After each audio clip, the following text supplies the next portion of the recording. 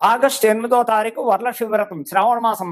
ఆ శ్రావణ మాసం మొత్తం ఆడవాళ్ళు ఎంతో విధి విధానాలతో చక్కగా శుక్రవారాలు, మంగళవారాలు చక్కగా విధి విధానాలతో ఎంతో అందంగా ముత్తైదులను పిలుచుకోవడం. మంగళవారం అవుతే శ్రావణ మంగళవారం నాడు చేసేది ఏమిటంటే సాయంకాలం వెళ్ళి ముత్తైదులను పిలుచుకుని శనగలు, పళ్ళు, తాంబూలం అలాగే అన్ని పెట్టుకుని ముత్తైదులకు పసుపు రాసి, కాళ్ళకు పసుపు రాసి, గంధం పెట్టి, బొట్టు పెట్టి వాయినాలు ఇచ్చుకుని ఆయన అయితే శ్రావణ మాసం అంతా శుక్రవారం వరలక్ష్మి వ్రతం నాడు చేయవలసిన పండగ ఏమిటయ్యా అంటే తెల్లవారుజామునే లేవడం, చక్కగా ఇల్లంతా శుభ్రం చేసుకోవడం, దేవుడి మందిరం శుభ్రం చేసుకోవడం.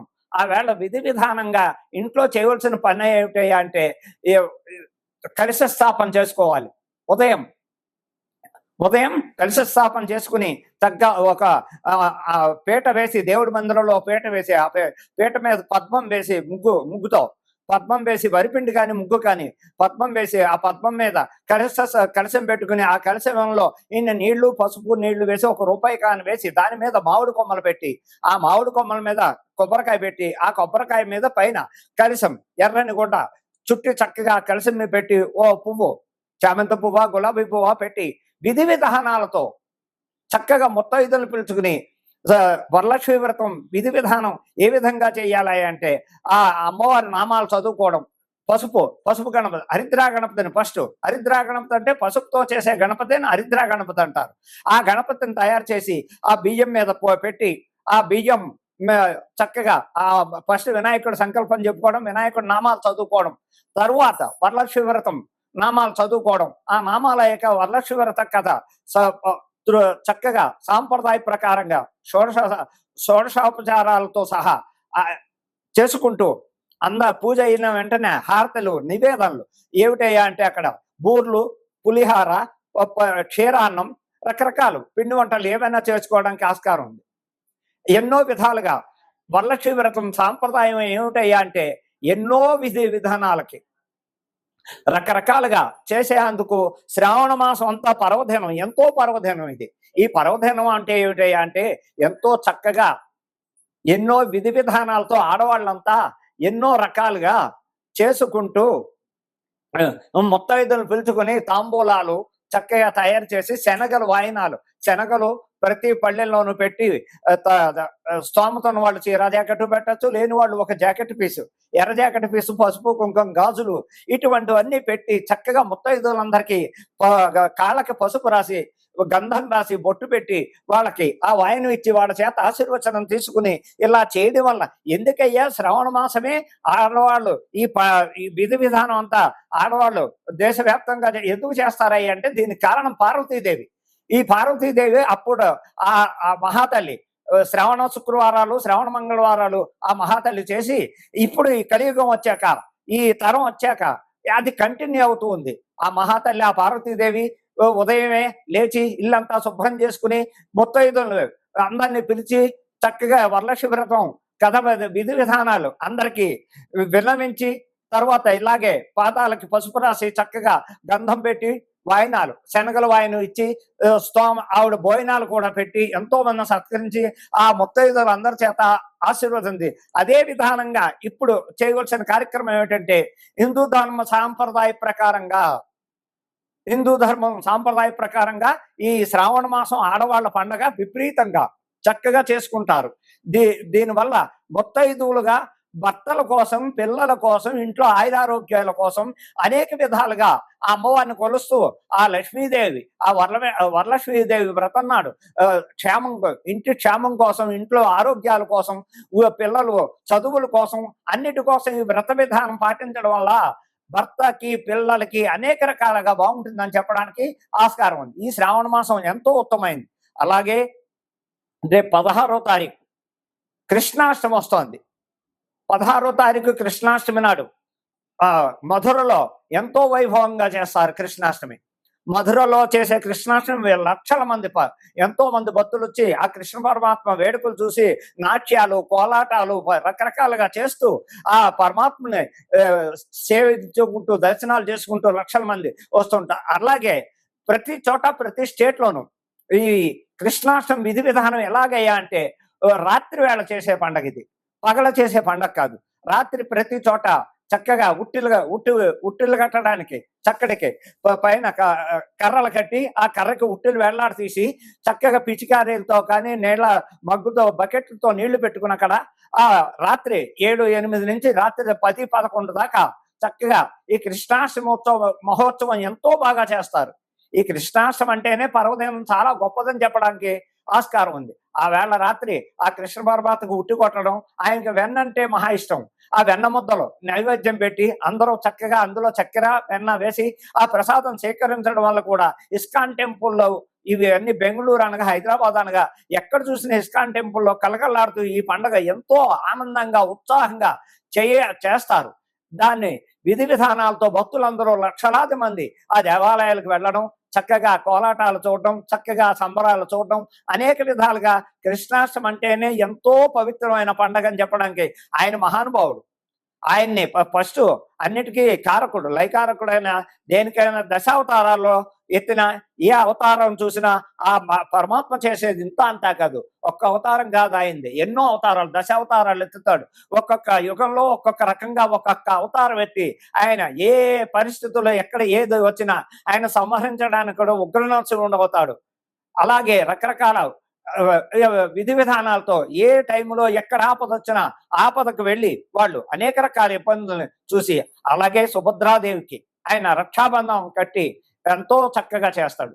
అనేక రకాలుగా ఎన్నో ఈ కృష్ణాష్టమి వేడుకలు చేసుకోవడానికి చాలా మంది భక్తులు, అనేక లక్షల మంది, కోట్ల మంది దేశవ్యాప్తంగా ఈ పండుగ చేసుకుంటారు. ఈ పర్వదినం నాడు చేసేది 16 కృష్ణాష్టమి నాడు చాలా ఉత్తమమైన పండుగని చెప్పడానికి ఆస్కారం ఉంది.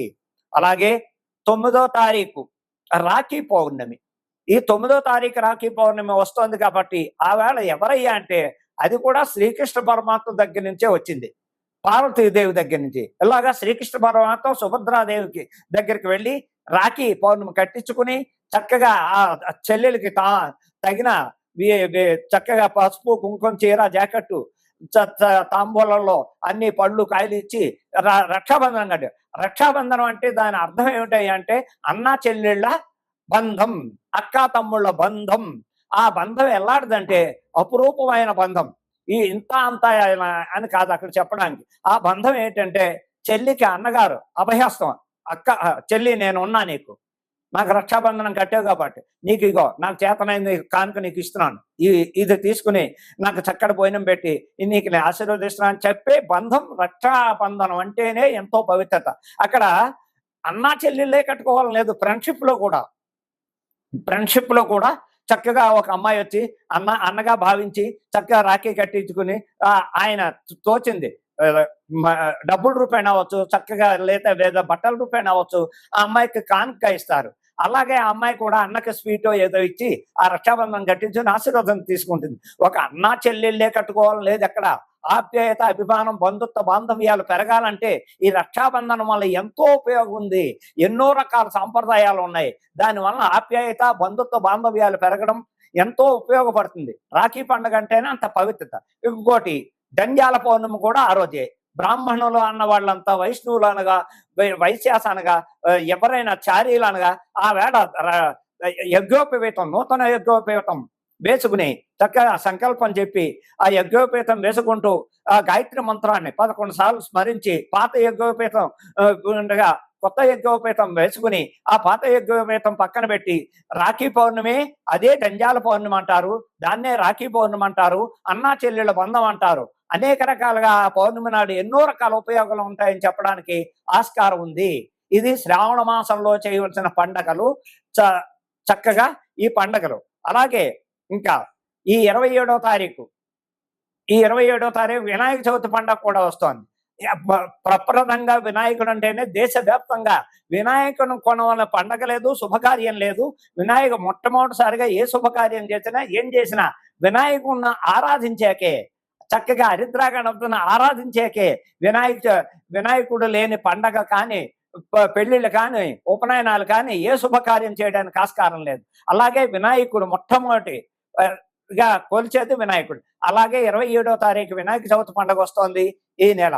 ఆ వినాయక చవితి నాడు యథావిధిగా పొద్దున్నే తల స్నానాలు చేసి పట్టు వస్త్రాలు కానీ లేకపోతే మామూలు ఉతికిన వస్త్రాలు కానీ ధరించి వినాయకుడు విగ్రహాలు తెచ్చుకుని చక్కగా స్థాపించి ఇళ్లల్లో చేసుకునే వాళ్ళు. బయట మందిరాలు మండపాలు లక్షల రకాలు చేసుకుంటారు. అదే మన ఇళ్లలో చేయవలసిన సాంప్రదాయం మట్టి గణపతి. కలర్ గణపతులు అవి ఇవి తేకూడదు. మట్టి గణపతి ఇంత ఇంత హైట్ లో ఉన్న తెచ్చుకోవడం. పొద్దున్నే విధి విధానంగా అన్ని రకాల పత్తుర్లు, పువ్వులు, మారేడు దళాలు, అన్ని రకాల గన్నేరు పత్రులు, రకరకాల పత్తుర్లు అన్ని తీసుకుని పువ్వులు, పళ్ళు, కొబ్బరికాయలు అన్ని దగ్గర పెట్టుకోవడం. అక్కడ మండపం ఏర్పాటు చేసుకోవడం. ఆ మండపం మీద బియ్యం పోయడం. తెల్లని వస్త్రం పరిచి ఆ తెల్లని వస్త్రం మీద బియ్యం పోసి ఆ బియ్యం మీద చక్కగా వినాయకుడిని స్థాపించి పసుపు కుంకుమ బొట్టు పెట్టి ఇంకా సంకల్పం మొదలుపెట్టి హరిద్రా గణపతి చేయాలి.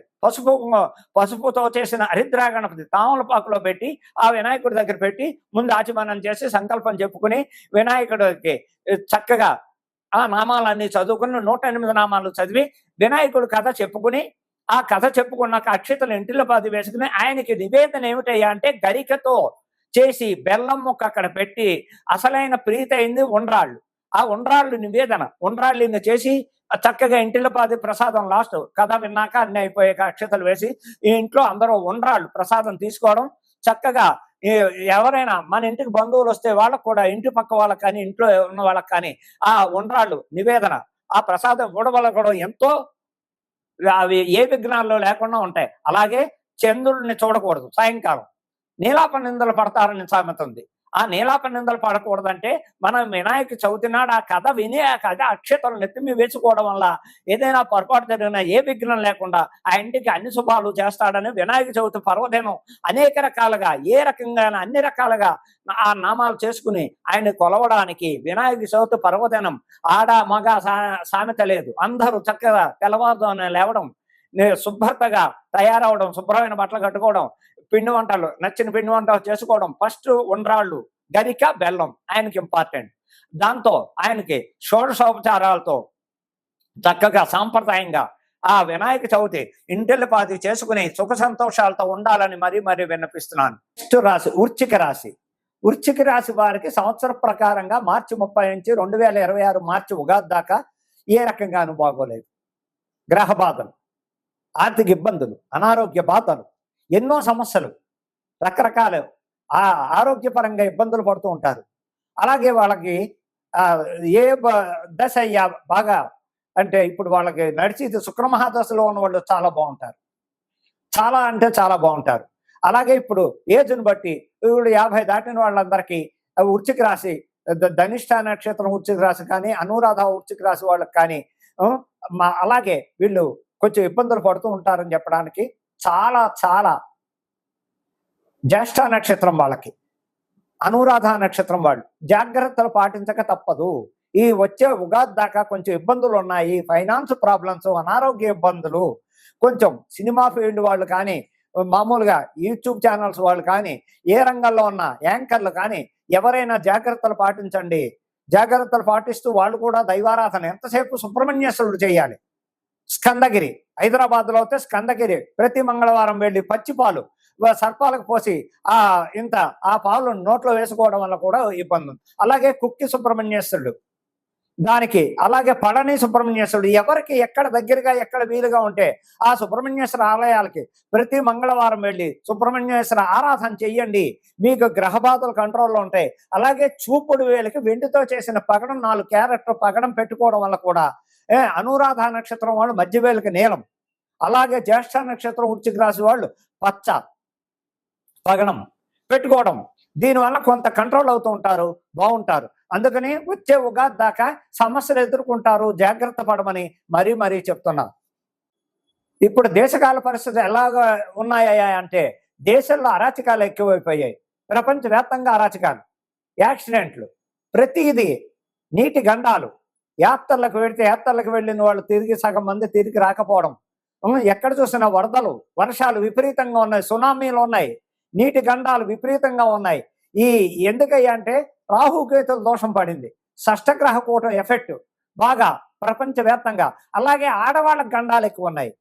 ఆడవాళ్ళకి కిడ్నాపింగ్లు, రేప్ కేసులు, వివాహాలు వివాహాలు అయిన వాళ్ళకి ప్రేమ వివాహాలు ఫెయిల్యూర్ అవడం, 3 నాళ్ళు ముచ్చటే ఆడవాళ్ళకి ఎక్కువ ఉంది.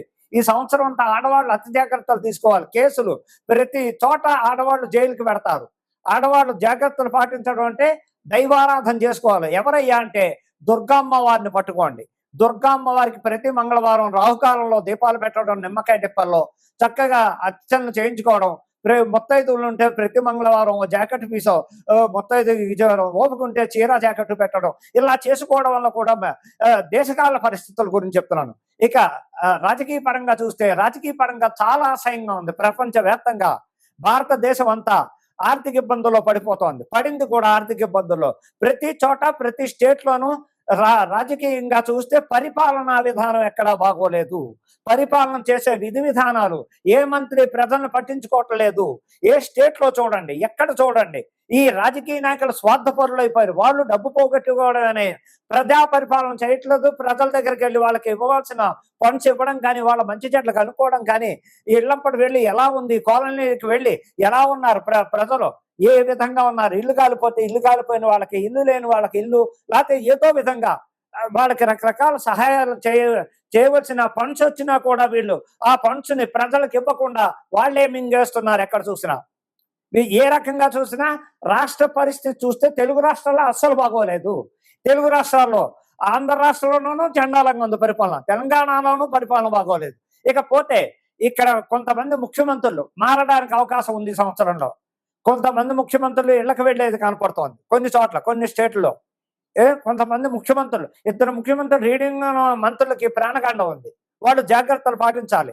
అలాగే నరేంద్ర మోడీ గారికి కూడా, ప్రధానమంత్రి అయినటువంటి నరేంద్ర మోడీ గారికి కూడా అనారోగ్యంగా ఆయనది వృశ్చిక రాశి, అనురాధ నక్షత్రం, రాహు మహాదశలో ఉన్నారు.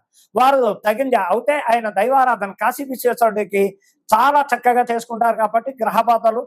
అలాగే భద్రతా దళం వలన నరేంద్ర మోడీ గారికి ఇబ్బందులు ఉన్నాయి.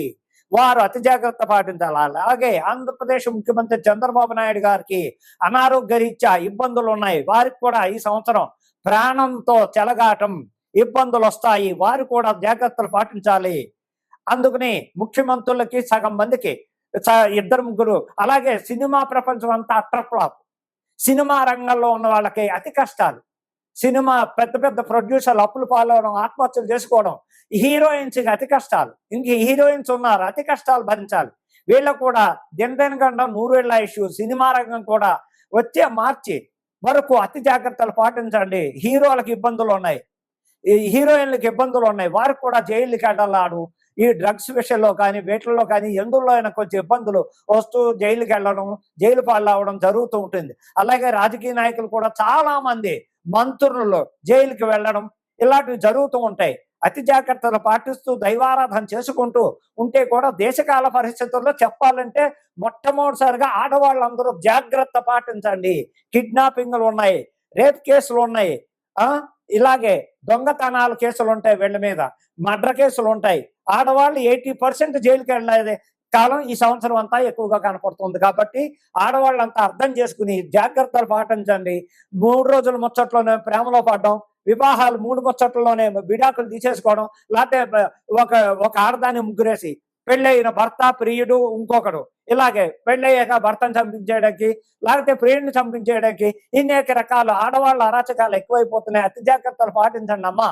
మీకోసం, మీ మంచి కోరి చెప్తున్నాను. అర్థం చేసుకుని నాకు మా ఆశీర్వచనాలు ఎప్పుడు ఉంటాయని చెప్తున్నాను. అర్థం చేసుకోండి, నన్ను తిట్టుకోకండి. మీ మంచి కోరి చెప్తున్నాను. కోరి కష్టాలు కోరి తెచ్చుకోకండి. మహిళలందరూ అతి జాగ్రత్తలు పాటించండి.